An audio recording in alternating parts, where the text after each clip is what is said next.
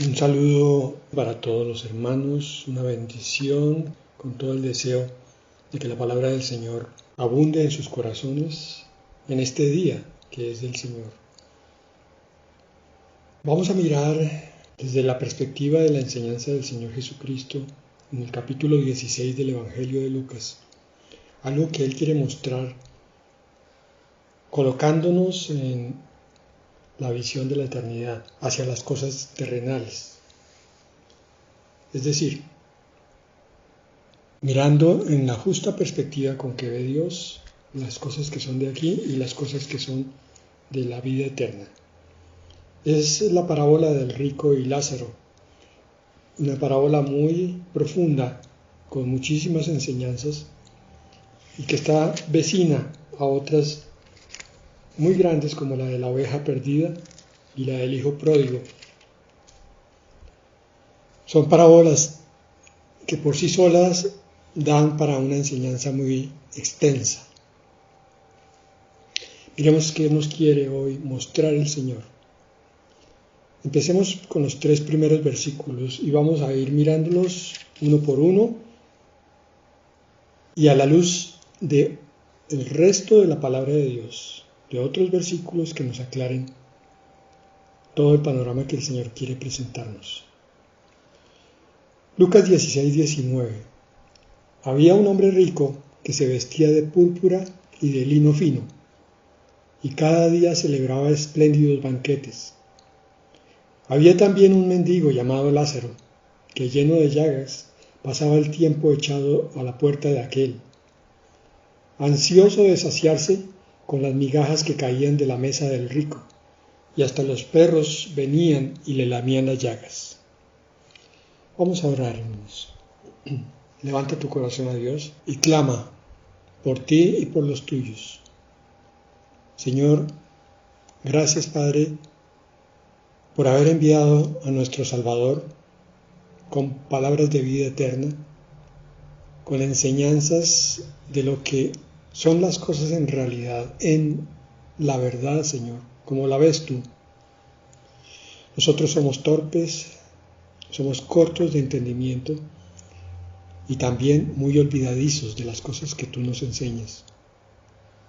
Esta parábola, Señor, tú la enviaste para recordarnos la importancia de la vida aquí, pero sobre todo de la vida allá en la eternidad. Así que hoy clamamos, Señor, por tu Espíritu Santo, para todos los que oyen esta palabra, para que tu Espíritu traiga tu luz, Señor, sobre nosotros, para que tu Espíritu limpie nuestro espíritu, Señor, de todos los prejuicios, mentiras, que no nos dejan ver las cosas como tú las ves, también de nuestra pequeñez, de nuestra ceguera.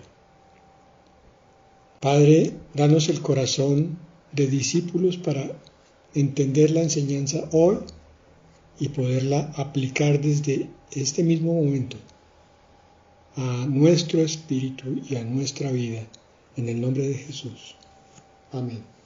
Bien, el Señor entonces, en algún momento, reúne a algunos de los suyos con otros oyentes, algunos de ellos simpatizantes, otros opositores, pero Él no se pone a mirar tanto la calidad de los oyentes, sino que quiere transmitirles un mensaje que es, en verdad, muy, muy profundo y muy importante.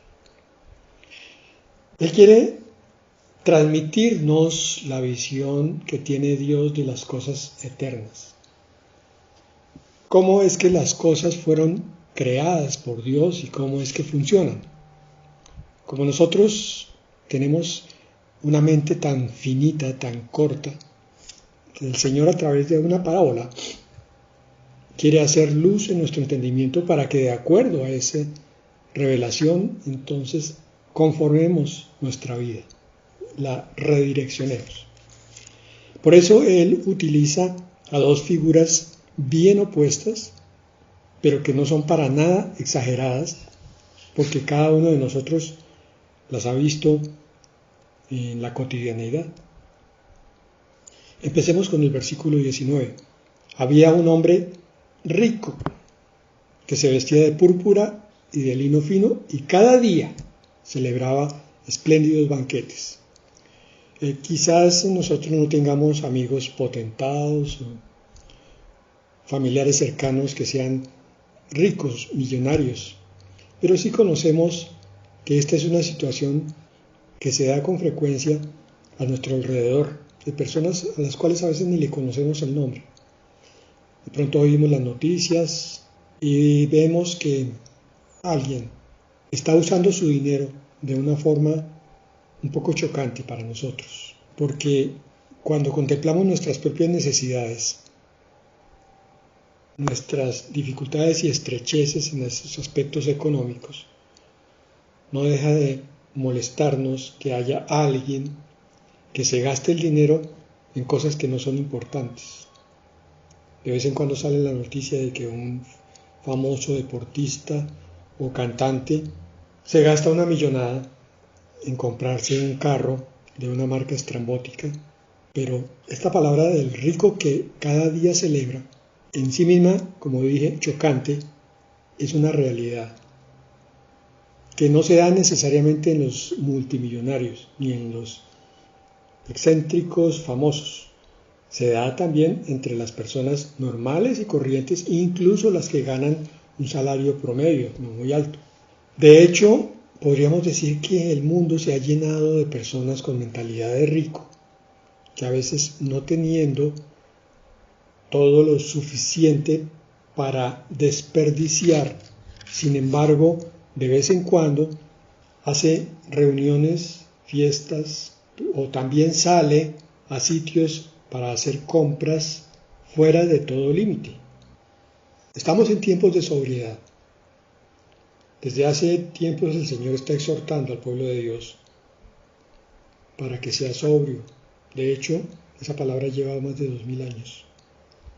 Porque los días son malos. Personas dentro de la iglesia que a veces tienen comportamientos de mundanos, pudiendo y debiendo ayudar a la obra de Dios, prefieren más bien, gastarse ese dinero en sus deleites. Proverbios 13:7 nos dice algo sobre ellos, pero también nos enseña lo opuesto. Miren, hay quienes pretenden ser ricos y no tienen nada, y hay quienes pretenden ser pobres y tienen muchas riquezas. Espiritualmente, el Señor ve las cosas así. El rico en realidad es un pobre de espíritu. De hecho, lo que está es basado, cimentado en las cosas que no tienen valor ante la eternidad. Por eso no tiene nada, dice Proverbios 13:7. Pero en cambio, hay muchos que creen que son pobres, que económicamente tampoco es que tengan mucho para repartir, pero sin embargo interiormente tienen una riqueza, una abundancia, una sabiduría. Es mucho mejor la vida de estas personas con cierta escasez material, pero con una abundancia espiritual. De hecho, creo que ese es el sueño de todo pastor, tener esa iglesia de pobres en el espíritu, de aquellos que no confían en las riquezas, sino que buscan ser llenados en todo por lo espiritual y por Dios. Proverbios 11:24 nos dice algo parecido. Hay quienes reparten y les es añadido más, y hay quienes retienen más de lo que es justo, pero vienen a pobreza. Es el mismo sentido. A veces quedamos sorprendidos con la generosidad y la abundancia de la ofrenda de alguien que no tiene nada. El Señor de hecho usó a una viuda que ofrendaba su última moneda y la llamó, en sus palabras, como rica ante la eternidad. ¿Qué es lo que ocurre aquí? Que cuando el espíritu se libera del ancla, de la cadena, del dinero, el dinero ya no es importante aún teniendo. Porque es que aquí no se trata de si yo tengo o no tengo físicamente, sino si mi espíritu ha aprendido a enriquecerse a través de la relación con Dios, a pesar tanto de mi riqueza como de mi pobreza.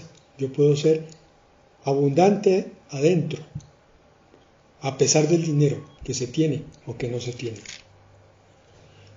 Y hay otros que aún teniendo muchas cosas materiales externas, posesiones, les ocurre lo que dice aquí, retienen más de lo que es justo.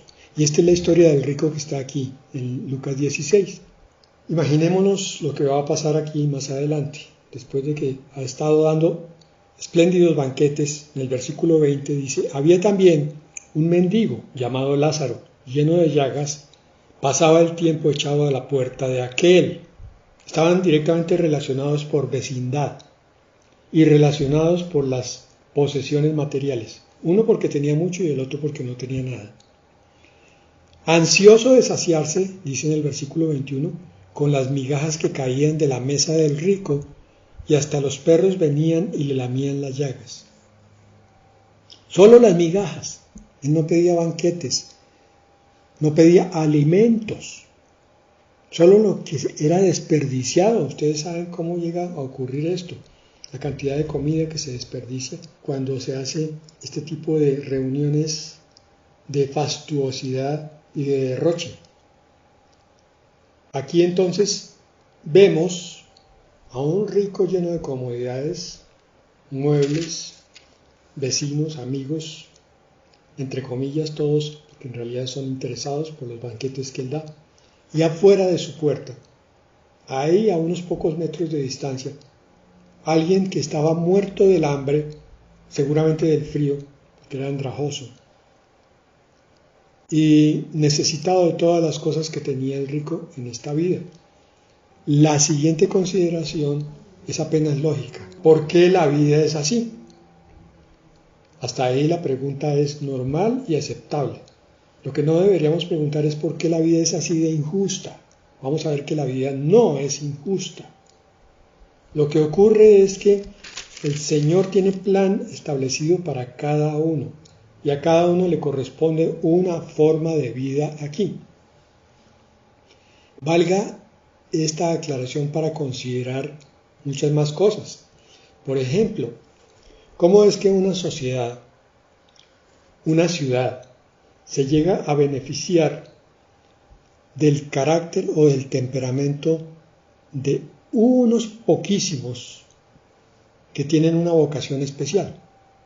Por ejemplo, la de bomberos, por ejemplo, la de policías, soldados, vigilantes, personas que se colocan en sitios de riesgo para servir a otros, porque el Señor manda una provisión desde la vida eterna en cada creyente y en cada criatura que nace. La provisión implica que muchos llegan con ese corazón de bombero, con ese corazón de policía, desde que nacen. Van cogiendo el camino y con el tiempo se convierten en piezas importantísimas en la cultura y en la ciudad. Lo mismo pasa con los abogados, con los ingenieros que construyen los puentes. Si yo no soy ingeniero y no soy abogado, a mí no me cabe en la cabeza el haberme sentado durante 5 o 6 años a estudiar en función de matemáticas y de cálculo y de cantidad de materias que no me gustan, o de memorizar un poco de leyes y códigos que tampoco me gustan. ¿Cómo es que los otros sí lo hacen? Por eso, porque el Señor manda la provisión para cada uno. Pero igual ocurre con la riqueza y la pobreza. El Señor manda un corazón con un temperamento especial y con unas circunstancias también especiales. No estoy hablando de predestinación, de destino ciego, nada de esas cosas. El objetivo final es que haya una compensación para todos, conforme a su sacrificio y a su trabajo, que es lo que nos va a describir aquí en este pasaje con respecto a aquel que parece tan maltratado injustamente. Si Dios es todopoderoso y tiene control de todas las cosas, ¿por qué permite que un hombre como Lázaro venga a pasar semejantes dificultades. Porque, insisto, nosotros los hombres estamos mirando las cosas con una perspectiva muy corta, de dificultades, pero no consideramos bien ni el pasado ni el futuro para establecer el por qué Dios permite las cosas. Lo mismo es válido para la visión del rico. Pero ¿por qué, Señor, a este le diste todo y a mí no me diste? Porque hay una vida eterna que es aquella que se va a encargar de equilibrar las cargas. Job 5:7 dice algo que es importante tener claro en nosotros porque hoy hay un falso sueño de felicidad a partir de las cosas materiales. Job 5:7 dice, pero como las chispas se levantan para volar por el aire, así el hombre nace para la aflicción. Con el siguiente versículo vamos a entender que no es predestinación, sino que hay una marca, lo que podríamos llamar una impronta en la vida, que es la que hace que tendamos a ciertas condiciones difíciles. El versículo que explica eso está en Génesis 3:17. Al hombre le dijo, puesto que accediste a lo que te dijo tu mujer y comiste del árbol del que te ordené que no comieras, maldita será la tierra por tu causa, con dolor comerás de ella todos los días de tu vida. Con dolor comerás de ella todos los días de tu vida. Esta es la explicación de lo que dice Job, que el hombre nace para la aflicción. Lo que ocurre es que hay una maldición por causa del pecado. El Señor le había dicho a Adán, si comes de ese árbol, morirás. Y la muerte no se refería a solamente el cuerpo, sino al espíritu y al alma, la emoción, la voluntad, el pensamiento. Todo iba hacia un camino de aflicción porque el hombre había escogido su propia voluntad y no la de Dios. La escena del paraíso es la explicación de una rebelión que existe en el fondo del corazón por causa del uso de la libertad con la que Dios nos dotó. Ya llegamos ahora sí al fondo de toda la explicación. La libertad es esa capacidad que tiene la criatura de Dios para lo bueno o para lo malo.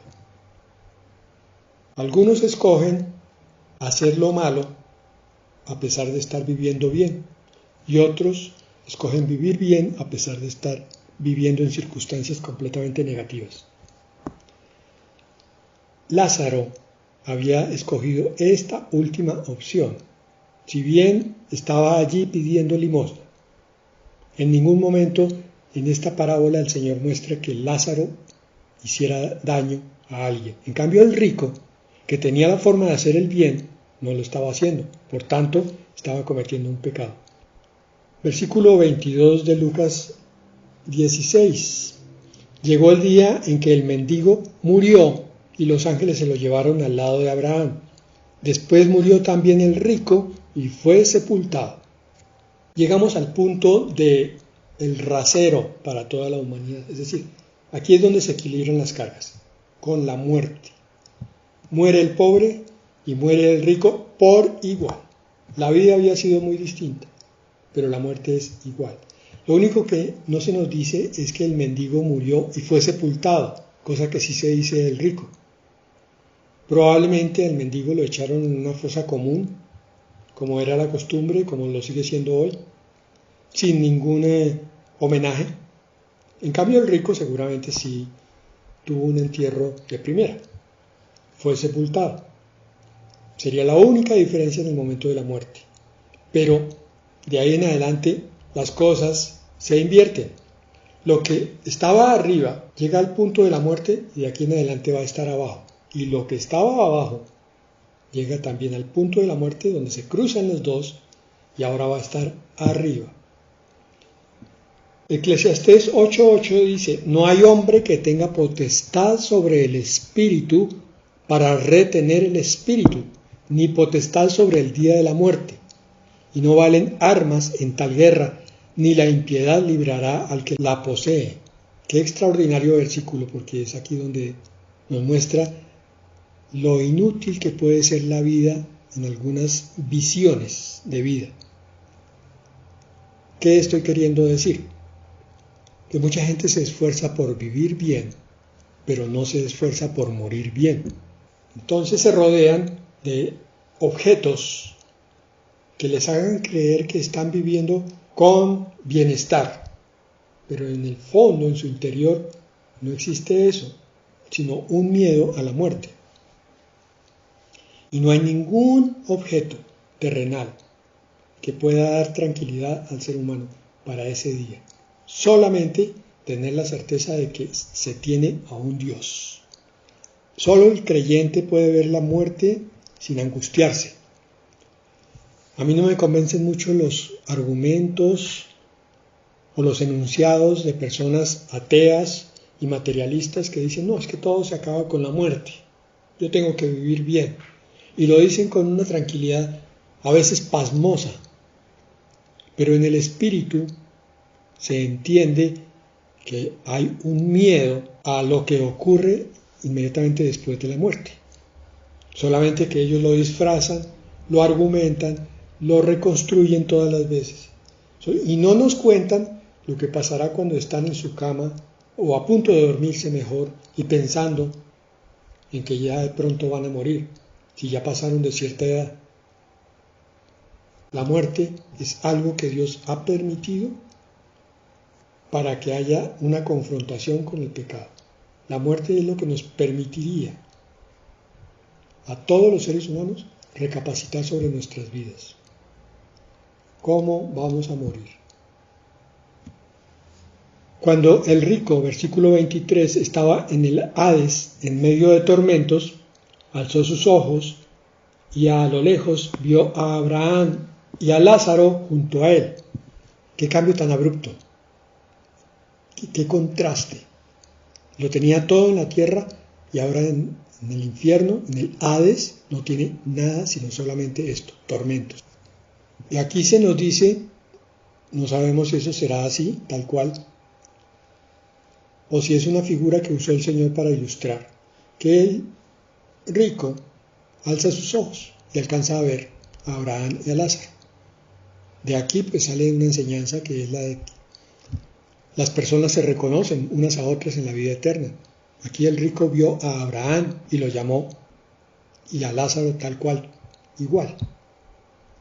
Los vio, los reconoció. Por tanto, la vida eterna en algunos aspectos se parece un poco a esta vida, pero con marcadísimos contrastes. Hay algunas cosas allá que son continuación de las cosas acá. Versículo 24. Entonces gritó, Padre Abraham, ten compasión de mí. El rico que no había tenido compasión del pobre Lázaro. No hay en la parábola ninguna alusión, ni la más mínima, a que si Lázaro recibiera de parte de un criado, al menos del rico, algo de alimento. Todo hace pensar que el rico solamente disfrutaba con su egoísmo de sus agasajos y no miró para nada la necesidad de otro. Pero ahora sí pide compasión. No la tuvo, pero la está pidiendo. Ten compasión de mí. Envía a Lázaro para que moje la punta de su dedo en agua y me refresque la lengua, porque estas llamas me atormentan. Envía a Lázaro. O sea que sí lo conocía. Sí sabía quién era. Seguramente por algún criado o yo, allá afuera hay un pobre que se llama Lázaro. No sabemos cómo tenía conocimiento de él, pero aquí a aquel a quien no quiso darle nada es precisamente a quien solicita que le traiga el refresco de su martirio, porque estas llamas lo atormentan. Qué terrible. Lo tuvo todo en la tierra. ¿Por cuántos años? 40, 50, 60, 80. y no más, pasó. Y ahora la perspectiva es eternidad. Tiempo tras de tiempo tras de tiempo, sumido en las llamas atormentadoras. Pero Abraham le dijo, versículo 25, Hijo mío, acuérdate de que mientras vivías, tú recibiste tus bienes y Lázaro recibió sus males. Como decimos nosotros, ese fue tu cielo. Hay entonces un cielo aquí y un infierno. Y hay un cielo allá y un infierno. Los que disfrutan a plenitud su cielo aquí, según esta parábola, terminan no en el cielo allá. Pero los que pasaron un infierno aquí, van para un cielo allá. Esta es la ley de la compensación. Por eso decía yo que las dos curvas se cruzaban. En la tierra, arriba el rico y ahora abajo el rico en la eternidad. Y Lázaro al revés. Se cruzaron en el momento de la muerte. Pero ahora aquí él recibe consuelo y tú recibes tormentos. Hermanos, esto es para considerar profundamente. Porque esta palabra nos está mostrando una realidad que enuncia el propio Maestro de la palabra, el Señor Jesucristo, enseña aquí. Que el que vive muy bien, el que vive para sus apetitos y deleites, el que vive solamente en función de su egoísmo, de su comodidad, está corriendo un riesgo muy serio de llegar a lo opuesto en esa eternidad.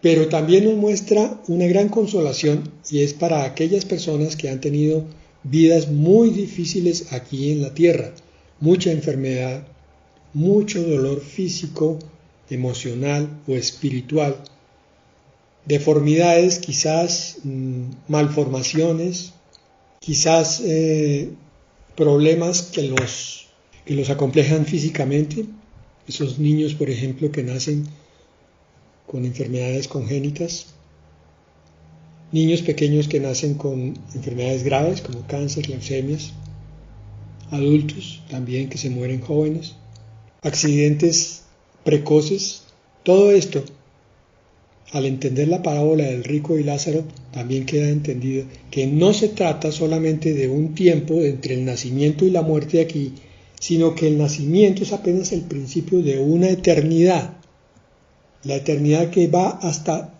un punto que no podemos conocer, que es una vida para bien o para mal, sin fin. Tenemos principio, pero no tenemos fin. Aquí ni el rico ni Lázaro llegan a un fin después de la muerte, sino que su vida continúa. Hemos menospreciado, hemos desconocido la eternidad y no nos damos cuenta que la eternidad es la continuación de la vida aquí, pero que la eternidad es también el equilibrio, la compensación entre lo que fue la vida acá. O sea, tenemos que cuidar nuestra vida, porque quizás nuestro punto de vista ha estado equivocado y va a ser la sumatoria de una consecuencia para la otra vida. Versículo 26, pero además hay un gran abismo entre ustedes y nosotros, de manera que los que quieren pasar de aquí a donde están ustedes no pueden hacerlo, ni tampoco pueden pasar de allá para acá. Es decir, podemos cambiar nuestras vidas, como veíamos hace un par de días, hasta el momento de la muerte. Pero de ahí en adelante ya no podemos hacer absolutamente nada. Para donde somos enviados, allá nos quedamos por toda la eternidad. Si hay alguna decisión importante que tomar es aquí y ahora, es ya. Si hay algo que vemos que no está bien, que hay que cambiar. Si nuestro amor hacia Dios no alcanza, si nuestro amor al prójimo ha estado muy corto en servicio, si nuestro amor a nosotros mismos ha sido también pisoteado incluso por nosotros mismos, porque hemos vivido más bien por egoísmo y por apreciaciones ajenas, pero no hemos querido vivir según la apreciación de Dios, llega el punto con esta parábola de entender que podemos y debemos cambiar ya. No sabemos cuánto tiempo nos queda de aquí hasta la muerte. La palabra nos acaba de reforzar la enseñanza de estos aspectos. Dice en 2 Corintios 9:6, por esto digo, el que siembra escasamente, también segará escasamente. Y el que siembra generosamente, generosamente también segará.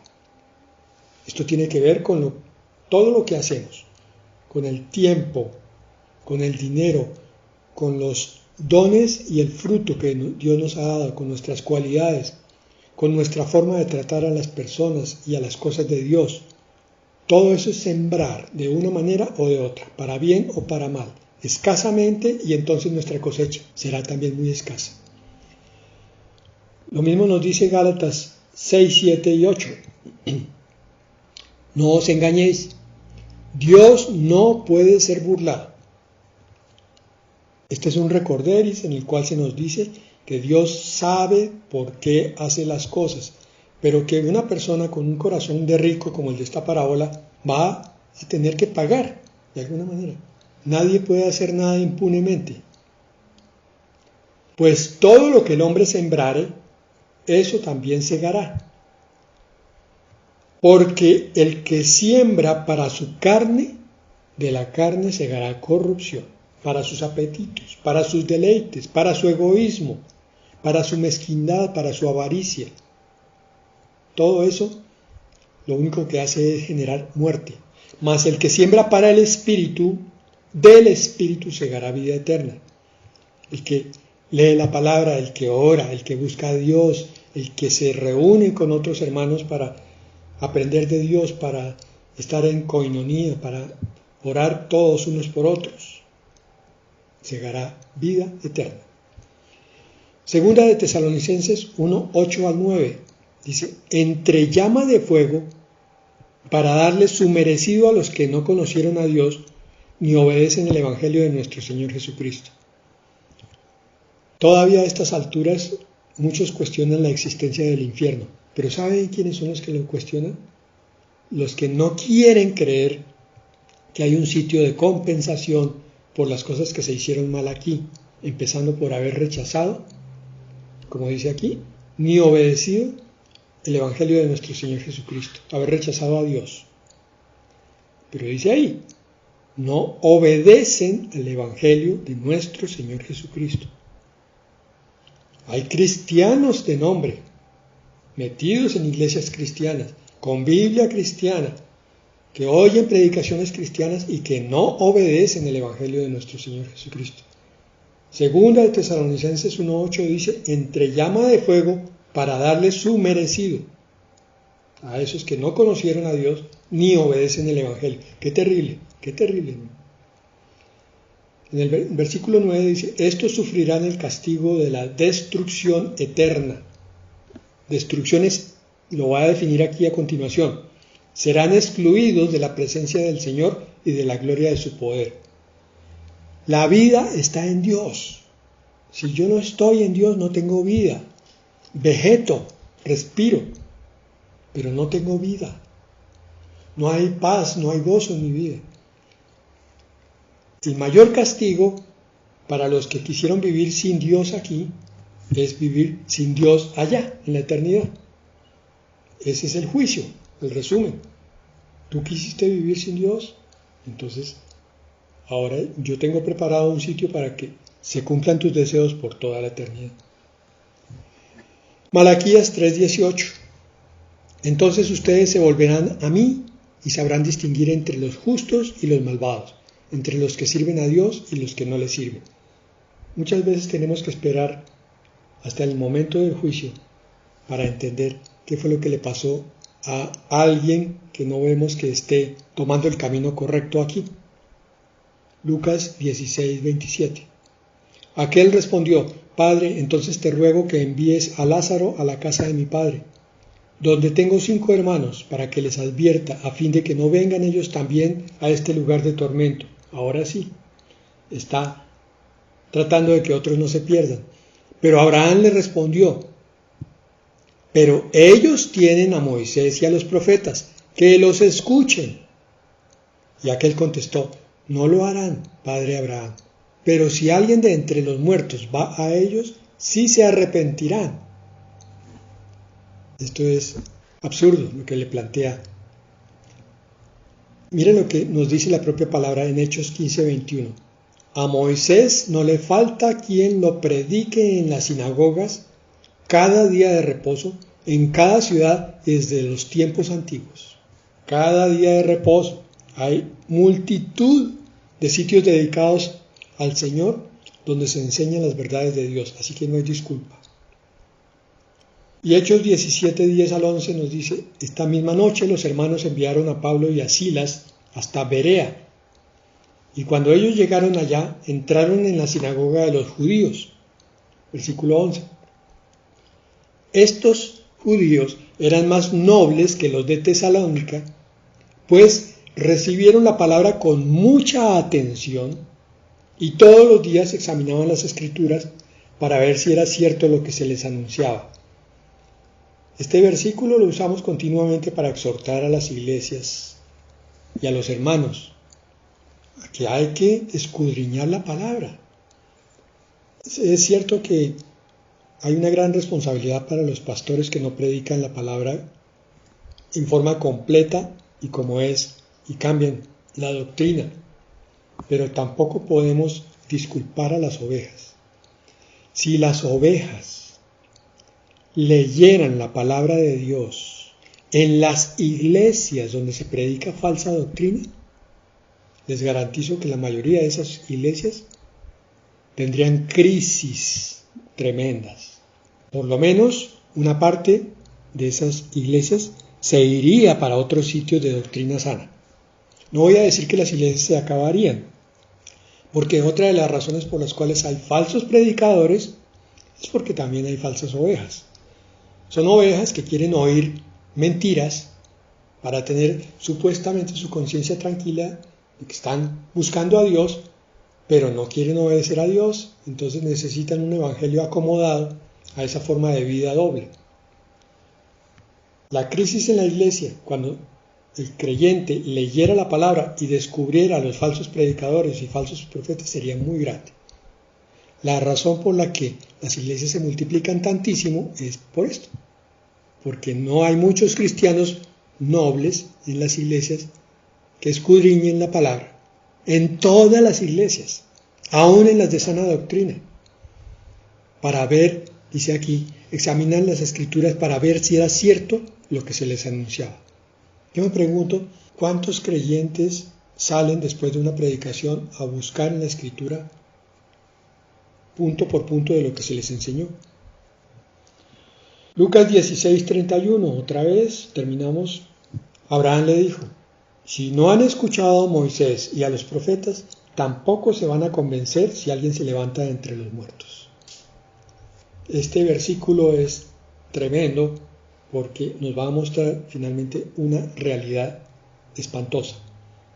Es la de que los que van camino a la perdición, aún dentro de las iglesias cristianas, en realidad no es que quieran oír la verdad. No han escuchado a Moisés y a los profetas, tampoco se van a convencer si ven un milagro espectacular. Ustedes recuerdan que los fariseos pedían señales. Supuestamente iban a creer en Jesús cuando vieran las señales. Es una mentira. Ni con las señales creen. El que no quiere creer, no cree. Segunda de Corintios 4:3. Pero si nuestro evangelio está aún encubierto, lo está entre los que se pierden. Entonces, mucho cuidado. El verdadero salvo es alguien que se esfuerza por entender la palabra. Si hay alguna pequeña porción que no él logra entender, busca, escudriña, investiga, pregunta, para que le expliquen esa parte que no entiende. Y si no recibe la respuesta, finalmente, después de haber escudriñado tanto, asume una actitud, Señor, bueno, tú verás cuándo me aclaras esta verdad. Pero no tiene un evangelio encubierto, falso. Juan 12:37. a pesar de que había hecho tantas señales entre ellos, no creían en él. Está refiriéndose al Señor Jesucristo. Vino a los suyos y los suyos no le recibieron, dice el Evangelio de Juan, en el capítulo 1, porque no querían caminar conforme a lo que Dios dice.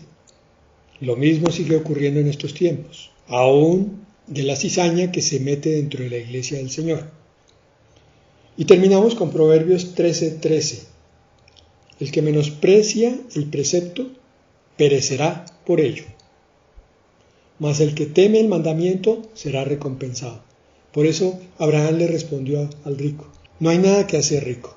Tú tienes que quedarte ahí donde estás, porque si te hubiera llegado a ti el profeta o el milagro, tampoco habrías creído. No esperes que tus hermanos crean. Qué tremendo es que familias enteras se condenen por el mal ejemplo unos de otros, pero también es porque cada uno de ellos no quiere temer a Dios. Pero para ti, hermano, y para mí, esta palabra es una exhortación hacia el verdadero temor a Dios, la reverencia, el respeto que debemos tener hacia nuestro Dios maravilloso. Yo quiero que consideremos esto para cerrar con broche de oro. Podemos mirar esta parábola como una exhortación de castigo, de advertencia, de incluso miedo y temor, pero no es así. Este es el mensaje de un corazón del Dios amoroso que está mirando a su pueblo y llorando por muchos que no quieren salvarse, porque Él mismo concedió la libertad a cada uno de escoger. Pero este Dios, que tiene todo el poder para hacer un universo, respeta el deseo de cada corazón. Cuando el corazón no se quiere salvar, no importa lo que se haga ni lo que se diga. Pero cuando el corazón está dispuesto a seguir a Dios, entonces Él mismo se salta todos los límites y todas las montañas y dificultades que se ponga a sí mismo para ir detrás de ese Dios. Y el Señor sabe, y por esa razón es que dice que Él ayuda, que a los que antes conoció, a estos justificó. Ese es el sentido de esa palabra. Él ayuda a los que tienen el corazón dispuesto, a los que tienen muchas dificultades como Lázaro, una vida muy complicada, literalmente como está aquí, muy arrastrada. Un Lázaro postrado en el piso, menospreciado por todos, pisoteado. Y sin embargo, en el fondo de su corazón, persiste en buscar a Dios. El sueño del príncipe de los pastores es tener un rebaño con un corazón tan dispuesto para él, que ni la enfermedad, ni la pobreza, ni las dificultades sean obstáculo suficiente para apartar a ese corazón amoroso de su Padre Celestial. Y su Padre Celestial está entonces pronto a recompensarlo.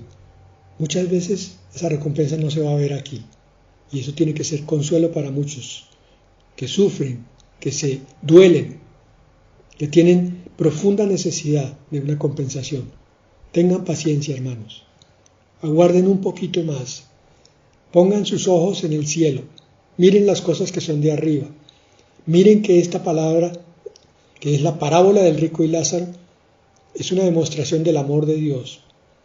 El seno de Abraham, que es el sitio donde se recibía a los justos antes de la muerte del Señor Jesucristo, es el equivalente hoy del cielo, del paraíso, a donde van los justos. Es un sitio de descanso, de reposo y de compensación por todas las cosas duras que hayamos tenido que vivir. No importa, hermano, entonces tu enfermedad, no importa tu escasez económica, tu escasez espiritual o emocional, no importa. Tienes un Dios que te ama profundamente y que lo ha establecido desde el principio. Hay una compensación impensable, inimaginable para todos los que tienen el corazón dolido, pero postrado delante de Dios.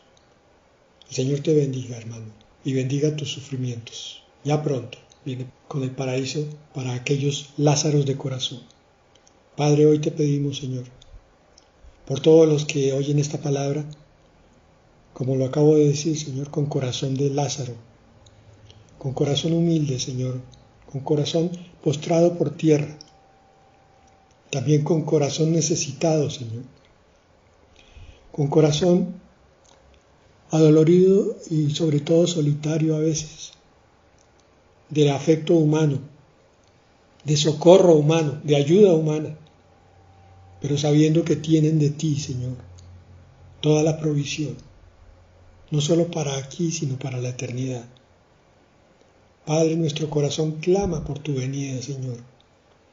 Es mucha la maldad la que hay en este mundo, es mucho el corazón duro que se ve en todas partes, Señor, el corazón egoísta, el corazón sensual, el corazón despreocupado, Señor. Pero tú tienes tu infinito amor hacia tu pueblo, Señor.